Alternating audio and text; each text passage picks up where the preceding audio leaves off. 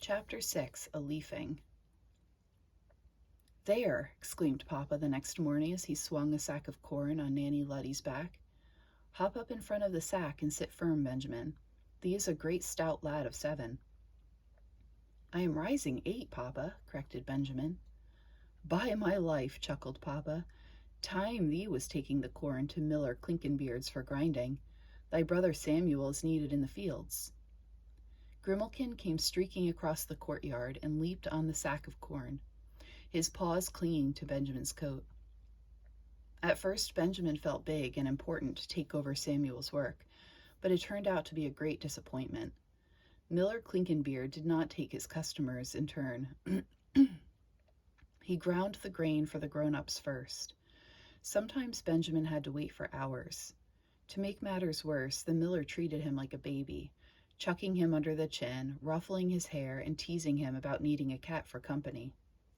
And when it came time to go, he would actually try to lift Benjamin and Grimalkin, too, onto Nanny Luddy's back. Grimalkin sometimes laid back his ears and scratched at the miller. "Please, sir," Benjamin would say, "Grimalkin and I can mount Nanny by ourselves. If thee will hoist the sack of meal across her back, we can be off." All the way home, Benjamin's face would smart at the memory of Miller Clinkenbeard's laughter. As time went by, Benjamin's chores doubled. There never seemed a moment left for drawing. Once he had eagerly sanded down some poplar boards and was all ready to draw the weather-vane horse on the barn when along came Papa. At sight of the drawing boards, he squinted his eyes and pursed his lips. Then suddenly his face lighted. "Benjamin," he exclaimed, "has thee noted how the sheep are leaving their wool on bushes and weeds? I would have thee pluck these bits of fleece and put them in a sack. Only watch against the ram, that he does not butt thee or Grimalkin." "Yes, Papa," sighed Benjamin as he took the sack that Papa offered. There was no penfold for the sheep. They browsed far and wide, and wherever they went they left behind their telltale bits of fleece. Benjamin had to spend a whole morning collecting a small sack of wool. Meanwhile, his fingers ached to draw. "I declare," he complained to Grimalkin, "I would like to exchange places with thee." Grimalkin at the time was rocking on his hind feet and slapping at a piece of fleece that had been lifted by the wind. He forgot his play at sound of Benjamin's voice and came over to lick his hand as cats will. "Someday," Benjamin promised him, "I shall do a fine portrait of thee, Grimalkin. Someday, when I have green color to match thy eyes. And someday, when I have time," he added grimly. From sun-up to sundown he worked. The truth of the matter was that in all the province of Pennsylvania, no lad was kept busier. Up at 5, cleaning the henhouse, bringing in wood, drawing water from the well, feeding the chickens, gathering eggs, pulling weeds in Mama's kitchen garden, cleaning out ashes in the fireplace, taking pitchers of warm water and fresh towels to the travelers' rooms.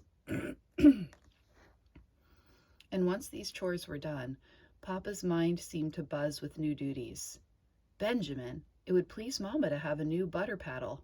Whittling is a fine activity. It gives the mind time to think on God." Or, "Benjamin, we sorely need a birdhouse to attract the martins. Foxes have been carrying off our chickens. If we had martins now, they would send out an alarm note to warn the chickens." And Benjamin would spend hours making a birdhouse for the martins or a butter paddle for Mama. "I shall be glad to go to school," Benjamin told Grimalkin fiercely. "I can draw in my copybooks then, and I shall be glad when the days grow shorter. I can draw at night by candlelight." But Benjamin was wrong. There was no time in school for drawing. Schoolmaster Snevely had a sharp eye for ornament. "Copybooks need no decoration," he said, tapping his birch rod on Benjamin's knuckles. Even at candle-lighting time, the work did not let up. Papa could think up indoor tasks as quickly as outdoor ones. It was, "Here, lad, thee can whittle some tree nails for me," or, "Here, Benjamin, this can be a good time to polish pewter for Mama, or to crush herbs in the wooden mortar, or to string slices of apple for drying." One moon-white night, Benjamin took a poplar board to bed with him. thinking to draw a silhouette of Grimalkin against the moon, but he awoke at dawn to find his arms locked about the board. He had been too exhausted for anything but sleep. At the wash bench the next morning, Samuel eyed Benjamin and then burst into a great roar of laughter. "Oh ho! Thy face is growing as long as Nanny Luddy's," he bellowed. "Thee should be over at the horse trough instead of the wash bench." This was more than Benjamin could bear, and just when things looked their very blackest, suddenly everything brightened.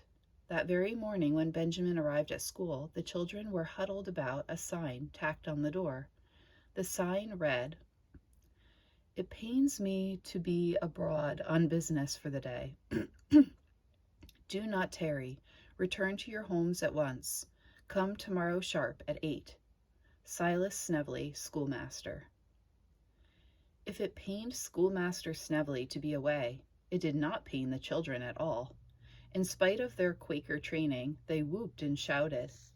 Many of them stayed to play fox and geese in the schoolyard. But Benjamin raced home. "Mamma," he cried, "Master Snevely is away. The school door is barred. Please, may Grimalkin and I go off into the forest?" Mamma was busy dipping the girls' caps and neckerchiefs into a kettle of starch in indigo blue. She straightened up and turned a searching look on Benjamin. "With thy drawing books?" she questioned. Benjamin nodded. "Thee may continue with thy drawing," said Mamma softly, "if it does not interfere with chores." Those were Papa's words. I remember them well. "Yes, son, thee may go, and I shall fix a packet of lunch for thee and some bonny clabber for Grimalkin." Benjamin leaped into the air. He picked up Grimalkin and set him on his head like a coonskin cap.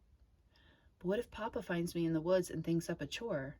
he asked suddenly, peering out from under Grimalkin's furry body. "I have already thought of a chore," replied Mamma. Benjamin bit his lips. "Not Mamma," he thought bitterly. "Not Mamma, too." Mamma went on with her starching. "It's a fine day to go a-leafing," she said. "I need a goodly supply of oak leaves to line the oven floor when I bake my bread. A whole winter's supply I need. Take the stick by the door and string it thick with leaves." There was a smile between them. Going a-leafing was no chore, none at all. The woods were wild with leaves. In a twinkling he could string the stick. Then the day would be his. His. He could hardly wait for Mamma to slice the rye and Injun bread, and the cold ham left over from yesterday's dinner. Then, while she wrapped the bonny clabber in a cabbage leaf and flavored a little jug of ciderkin with molasses and ginger, Benjamin made his own plans. He filled his pockets with charcoal. He took a small, rough board from the pine dresser and began sanding it frantically. He kept one eye on the door. Papa and the boys were in the flax patch. "And may they stay there," he prayed, as he rubbed and rubbed. At last he was ready. With his poplar board and his lunch bulging in his knapsack, he and Grimalkin went out. The world was red and gold with autumn. Benjamin took a deep breath as if to inhale his freedom in one gulp. Then he cleared the wash bench in a flying leap. As he crossed to the kitchen garden, he looked up at the scarecrow. "Do not expect us at noontide," he said, as he shook the empty, tattered sleeve. Then he grinned at his own foolishness. The road in front of the inn was deserted. There was not a horse or traveler in sight, only a sow and her pink family. "How does thee do, friend sow?" asked Benjamin, in passing. "What's that? Thee would like to have thy picture drawn? It vexes me sorely to disappoint thee. But Grimalkin and I are going a-leafing," he laughed out loud. The road was lined on either side with red sumac. Benjamin parted the bushes and found a narrow Indian trail, and just that quickly he and Grimalkin had entered the forest.